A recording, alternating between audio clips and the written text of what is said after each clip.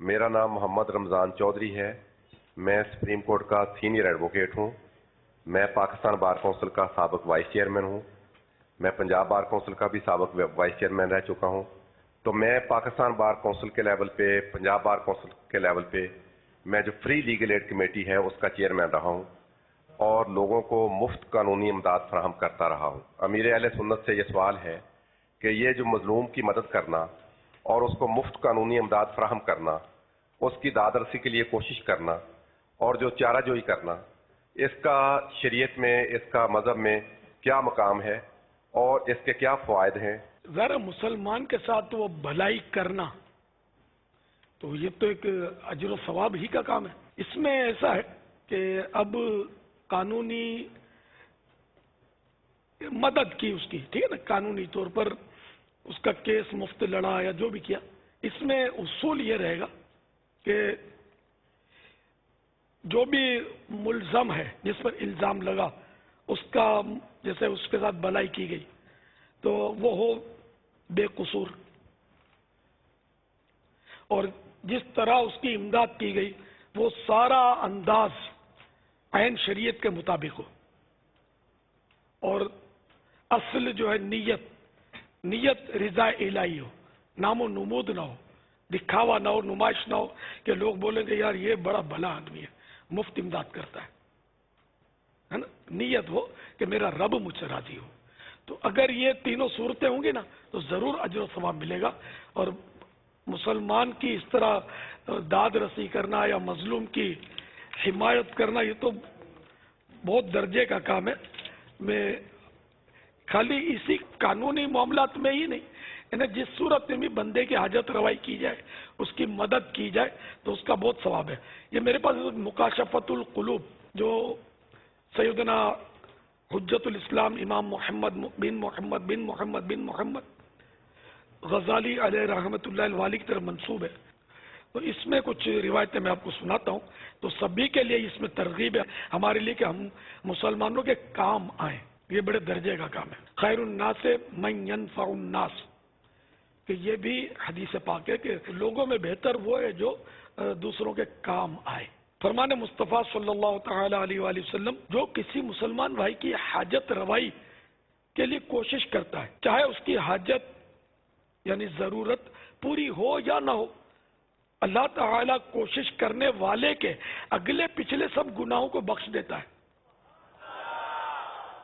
اور اس کے لیے دو براعتیں، براعت منے چھٹکارا، نجات، دو براعتیں، دو نجاتیں لکھ دی جاتی ہیں. ایک تو جہنم سے رہائی اور منافقت سے برات.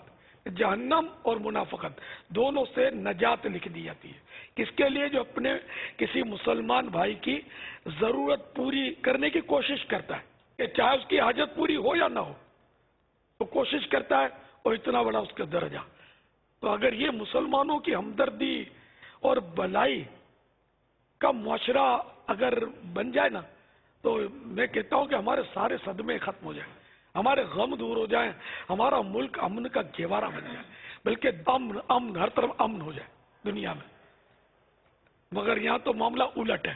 اب وکلا ہیں ہمارے، وکلا بھی خود بھی دیکھ لیں کہ آپ کے فیلڈ میں کتنی رشوت چل رہی ہوتی ہے، کتنا دھوکہ چل رہا ہوتا ہے. کرنے والے کرتے ہیں، ہر ایک کرتا. یہ نہیں کہ سب جگہ. یہ بھی تو کوئی وکیل صاحب تھے نا جو کہہ رہے تھے کہ میں تو مفت کیس لڑتا ہوں، یا میں تو امدادیں کرتا رہا ہوں.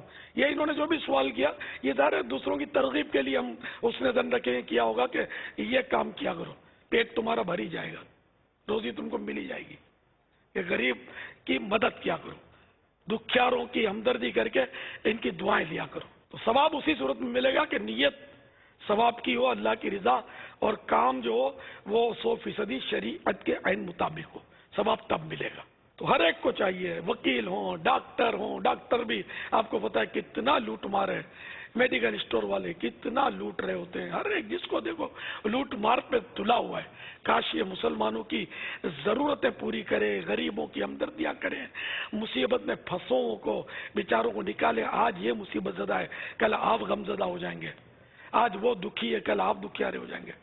دھوپ چھاؤں میں سب پر آتی ہے، مصیبتیں کس پر نہیں آتی؟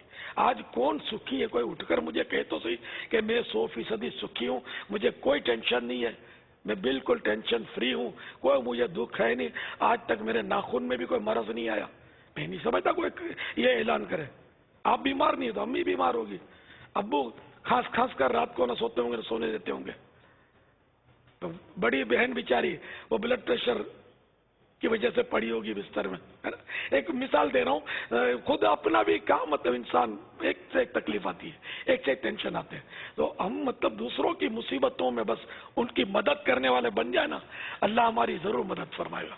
ایک اور حدیث پاک حضرت سیدنا انس رضی اللہ تعالی عنہ سے مروی ہے، حضور صلی اللہ تعالی علیہ وآلہ وسلم نے فرمایا، جو شخص کسی مسلمان بھائی کی حاجت روائی کے لیے چلتا ہے، اس کی ضرورت پوری کرنے کے لیے چلتا ہے، اللہ تعالی ہر قدم کے بدلے اس کے نامہ اعمال میں 70 نیکیاں لکھ دیتا ہے اور 70 گناہ معاف کر دیے جاتے ہیں۔ بس اگر وہ حاجت اس کے ہاتھوں پوری ہو جائے تو وہ گناہوں سے ایسا پاک ہو جاتا ہے جیسے ماں کے پیٹ سے آیا تھا، اور اگر وہ اسی درمیان مر جائے تو بلا حساب جنت میں جائے گا۔ حضرت سیدنا عبداللہ ابن عباس رضی اللہ تعالی عنہما سے مروی ہے، حضور صلی اللہ تعالی علیہ وآلہ وسلم نے فرمایا، جو شخص اپنے مسلمان بھائی کی حاجت روائی کے لیے اس کے ساتھ جاتا ہے اور اس کی حاجت پوری کر دیتا ہے تو اللہ تعالی اس کے اور جہنم کے درمیان 7 خندقیں بنا دیتا ہے۔ خندق یہ کھائی کو بولتے ہیں، گہرے گڑھے، تو 7 خندقیں بنا دیتا ہے، اور 2 خندقوں کا درمیانی فاصلہ زمین و آسمان کے درمیانی فاصلے کے برابر ہوتا ہے۔ جہنم سے دور ہونے کا کتنا پیارا عمل ہے، اور اتنا بھی یہ مشکل عمل نہیں ہے۔ ہر حاجت ہماری اپروچ کے باہر نہیں ہوتی پوری کرنا۔ کئی حاجت ایسی ہوتی ہے کہ ہماری خالی ایک اشارے سے پوری ہو جاتی ہے، ہم اشارہ کر دیں اس کا کام کر دو، اور وہ جس کو کہہ رہے ہیں وہ ہماری مانتا ہے، ہم نے کہہ دیا تو یہ بھی ایک حاجت کے لیے کوشش تو کی نا ہم نے، اور اس نے کر دی، وہ بھی اچھی نیت سے کر رہا ہے فی سبیل اللہ تو اس کو بھی ثواب ملے گا، اس نے اشارہ کیا اس کو ثواب ملے گا۔ ایک نابینا سڑک پار کرنا چاہ رہا ہے، اس کی حاجت ہے کہ اس کو کوئی سڑک پار کروا دے، ہم نے لاٹھی پکڑی اور اس کو ہاتھ تھاما، اس کا سڑک سے گزار دیا، یا کوئی بوڑھا شخص ہے اس کو گزار دیا سڑک سے، حاجت پوری کی نا اس کی، ہے نا؟ آسان ایسی بہت ساری، ہم اگر یوں سوچیں نا تو بہت ساری چیزیں آسان ہوتی ہیں حاجت پوری کرنا، تو اس سے 1000 کام ہو سکتے ہیں جو مفت آپ کر سکتے ہیں حاجت پوری کرنے کے لیے۔ یعنی حاجت پوری کرنے میں یہ ضروری نہیں کہ مالی مدد ہی ہو تو ثواب ملے گا، جانی مدد بھی ہو تب بھی ثواب ملے گا، قولی مدد ہو، اچھا مشورہ دے دیا، بڑے کام کا مشورہ کہ اس کا کام بن جائے گا، اس کی ضرورت پوری ہو جائے گی، آپ کو ثواب ملے گا۔ سفارش کر دی کسی سے بڑے سے کہ اس کا کام کر دیجئے، اور آپ کی سفارش مانی جاتی ہے، بندہ حق پر ہے، مظلوم ہے، اس کا بھی آپ کو ثواب ملے گا حاجت پوری کرنے کا، تو ثواب ہی ثواب ہے، مطلب خرچہ کرنا کوئی ضروری نہیں ہے۔ غریب سے غریب فاقہ مست بھی دوسروں کی حاجتیں پوری کر سکتا ہے، نیت صاف منزل آسان۔ ہم حاجتیں پوری کرنے کا ذہن تو بنائیں، تو حاجتیں ہی حاجتیں چاروں طرف۔ حضرت عبداللہ ابن عمرو رضی اللہ تعالی عنہما سے مروی ہے، حضور صلی اللہ تعالی علیہ وآلہ وسلم نے فرمایا، اللہ تعالیٰ کے کچھ ایسے انعامات ہیں جو ان لوگوں کے لیے مخصوص ہیں جو لوگوں کی حاجت روائی کرتے رہتے ہیں، اور جب وہ یہ طریقہ چھوڑ دیتے ہیں تو اللہ تعالیٰ وہ انعامات دوسروں کی طرف منتقل کر دیتا ہے۔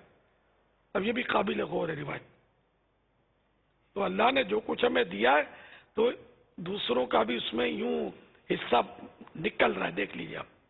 ہم اگر ان کی مدد نہیں کریں گے کہ حاجت روائی نہیں کریں گے تو یہ جو ہم کو انعامات دیے گئے وہ دوسروں کو ٹرانسفر ہو سکتے ہیں، ہم دیکھتے رہ جائیں گے، ہم سمجھتے ہیں میری خون پسینی کمائی ہے، کوئی ضروری نہیں ہے، اللہ کا دیا ہوا ہے، تو اس میں دل کھول کر دینا ہے کہ جتنا دیں گے اتنا صحیح بات ہے کہ وہ کم نہیں ہوگا۔ یہ تو حدیثوں میں بالکل اس کی صراحتیں ہیں کہ اللہ کی راہ میں دینے سے بڑھتا ہے، کم نہیں ہوتا۔ واللہ تعالی اعلم ورسولہ اعلم، عز وجل وصلی اللہ تعالی علیہ وآلہ وسلم صلو علی الحبیب صلی اللہ تعالی تعالی علی محمد.